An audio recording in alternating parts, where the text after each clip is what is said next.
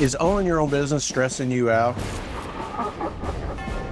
Employees stealing from you, not doing their jobs efficiently, underbidding jobs, having low profit margins, all those burdens and stresses fall on you. Let me share some of my secrets on how I deal with it.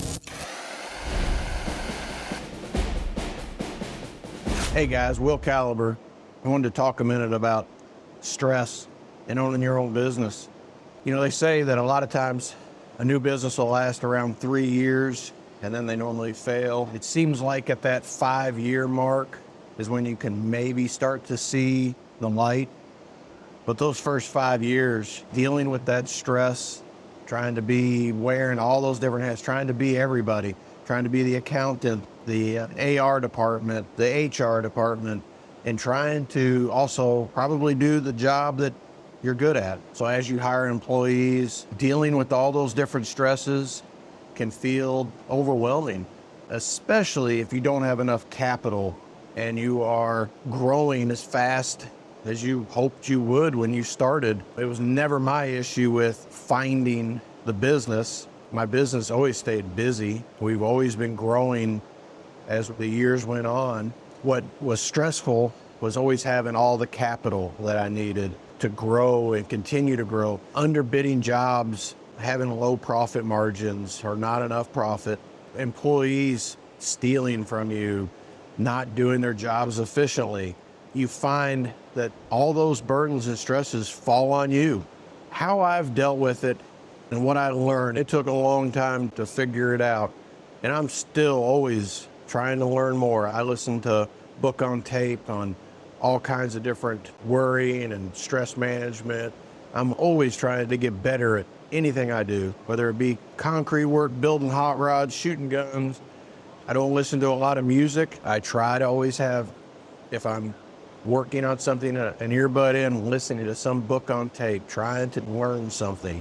That has helped me tremendously in the last 10 years. The next thing that I always try to do when I am stressed to the max is go out and think about 2 things at once. Try to think about, the stress that you're dealing with and how to take a car engine apart or how to build a car engine or the mechanics of whatever you're into.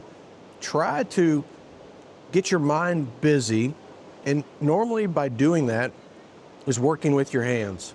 And that's why I found that like working on my hot rod in the evening for just an hour or two clears my brain. And in the back of my head, my brain is still working on that stress, but it's not up front. It's not giving me panic attacks and overwhelming me. I'm able to concentrate on what it's at hand.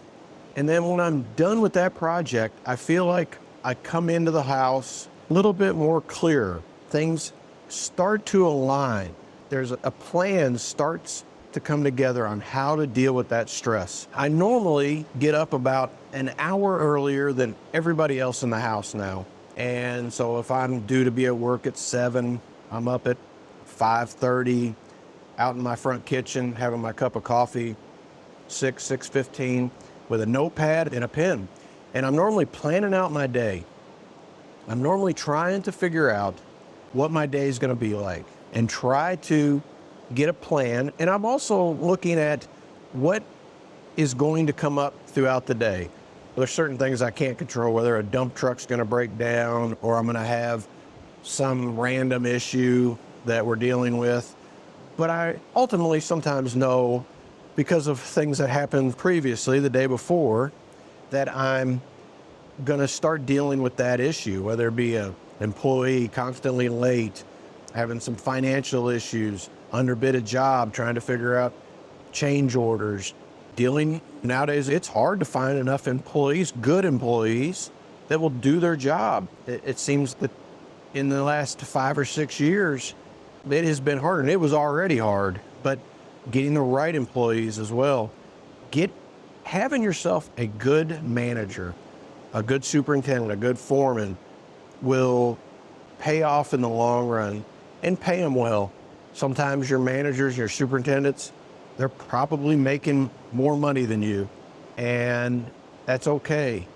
Remember, You're owning this business. You're not only creating revenue and jobs, but your other goal should be is creating assets.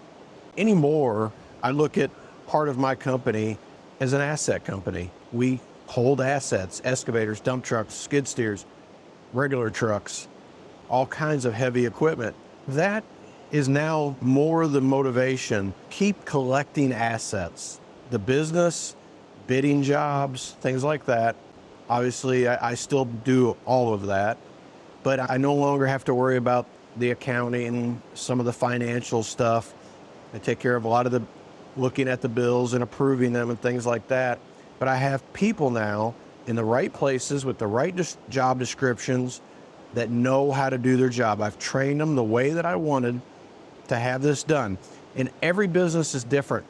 Every business has a different manager, needs to be doing different levels of things.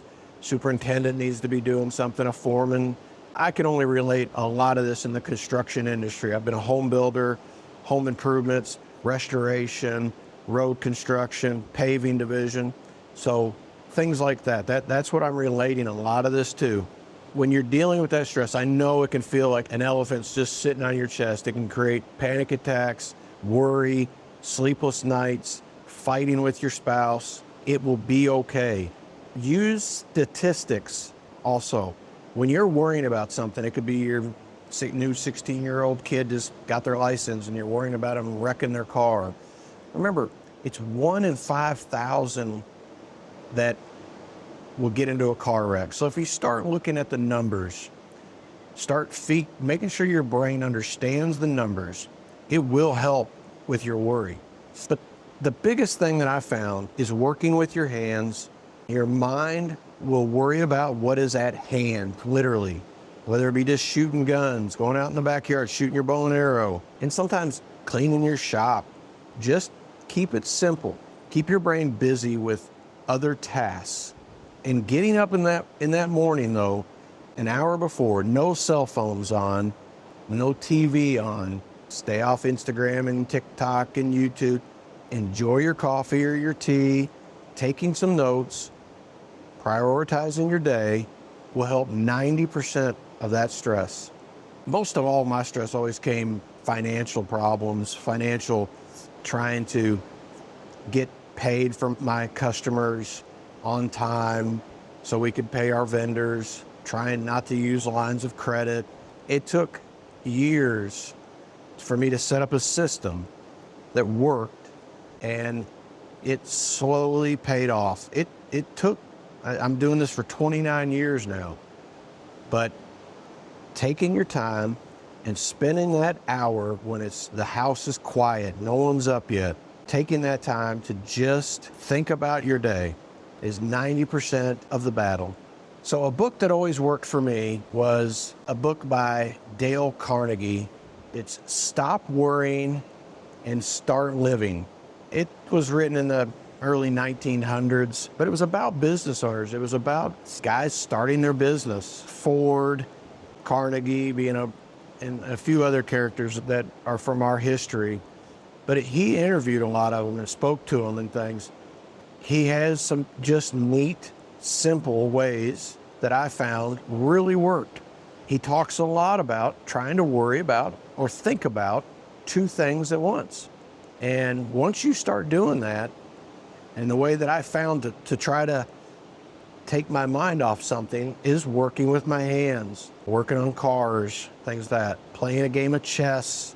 I can't say that video games are ever going to be something that will help you, because I don't believe it's good for you. I think it's non-productive. Playing those video games is a waste of time. Unless you're playing them with your kid, then maybe I could see some of that. But trying to find yourself thinking about two things, it really helps enlighten and take that stress, that burden away for a little while. And it does help you, brain, to put it in order. In the back of your mind, you still are thinking about it. It seems that when you're done it, you come out a little bit clearer. You seem to put a plan together on how to deal with it. That's my 2 cents, guys. Remember this: God, family, country. Have a good day. Get out and kick butt.